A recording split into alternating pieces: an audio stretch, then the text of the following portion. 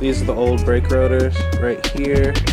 As you can see, they look okay, but they were worn. I wish I could show you the old brake pads that were pretty low.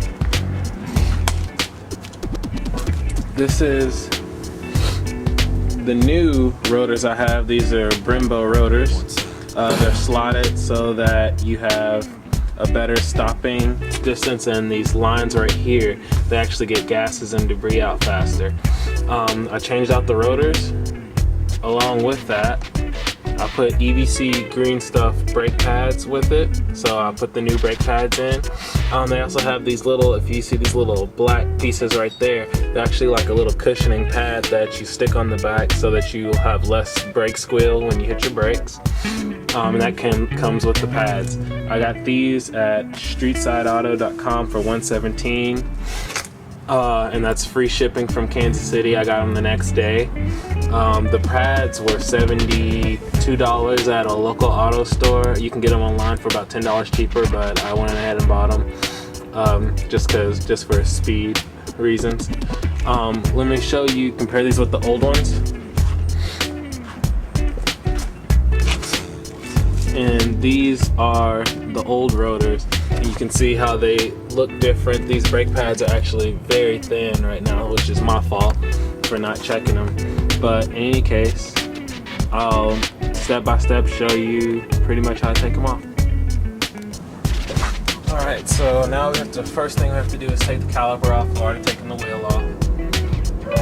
Calipers, it's 2 bolts back here. But you can just take this off depending on the size. This is a 2000 Mitsubishi Galant, so I'm using a 17 millimeter socket for it. In any case, pull out the bottom pin. I like to separate them like this is the bottom of the caliper.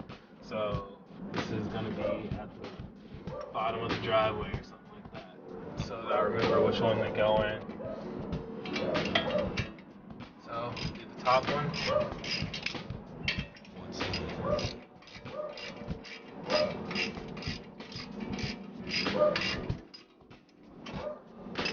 Now, you don't want to let these hang, so I'm going to go get a twist tie.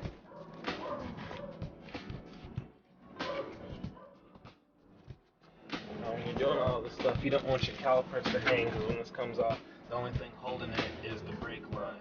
So if you just let it hang, the brake line will actually, could possibly, break and leak brake fluid everywhere, and then you'll be changing the whole brake system.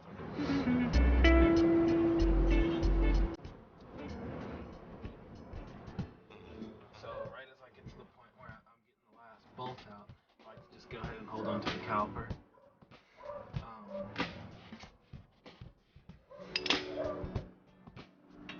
And you just pull it out. Nice. Then pull out the brake caliper. You can use whatever method that you want to hold it inside here. Usually, I like to just hold it up there, but since I'm also changing out the rotor, I'm going to put a twist tie through it. And then put my twist tie up at the top. I think I have it twisted the wrong way.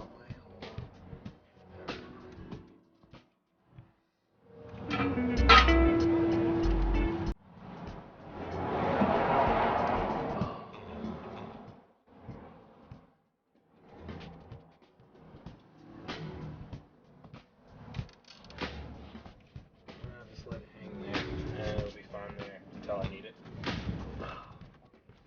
So now the next thing I'm going to do is we can pull off the old brake pads. As you can see, they're worn down to the bottom. That's my fault. But I'm going to take the backs off of them, because I'm going to need those later.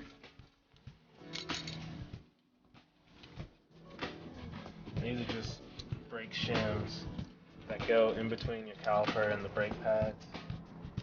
You can just take those off.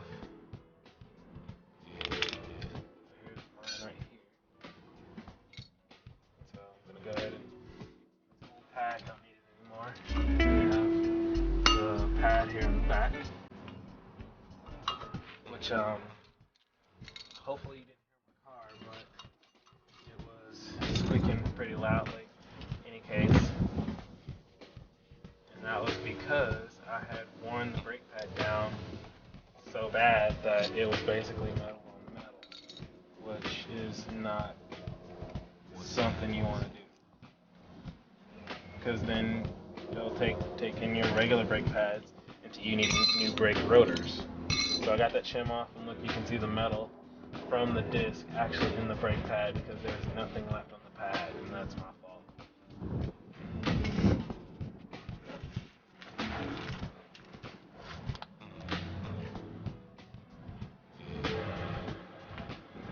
Now, as you can see, I've already loosened up these bolts.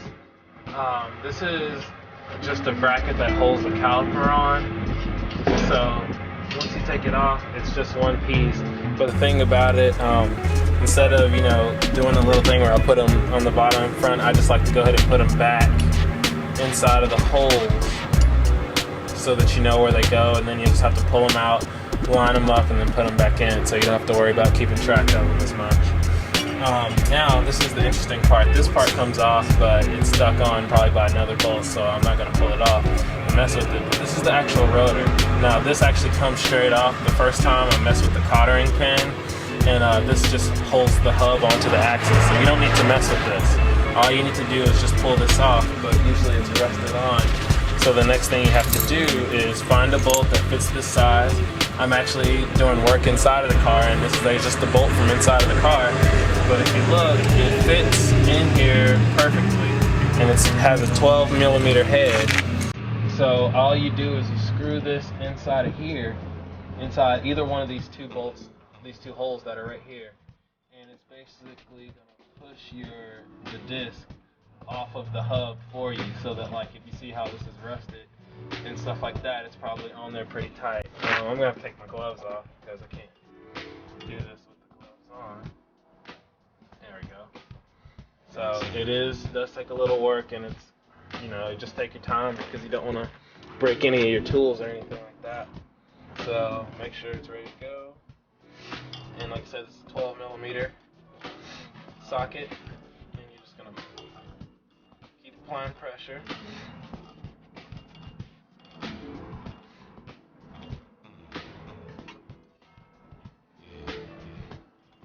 It's still not wanting to move. You might have to hold the disc while you do it and go slowly.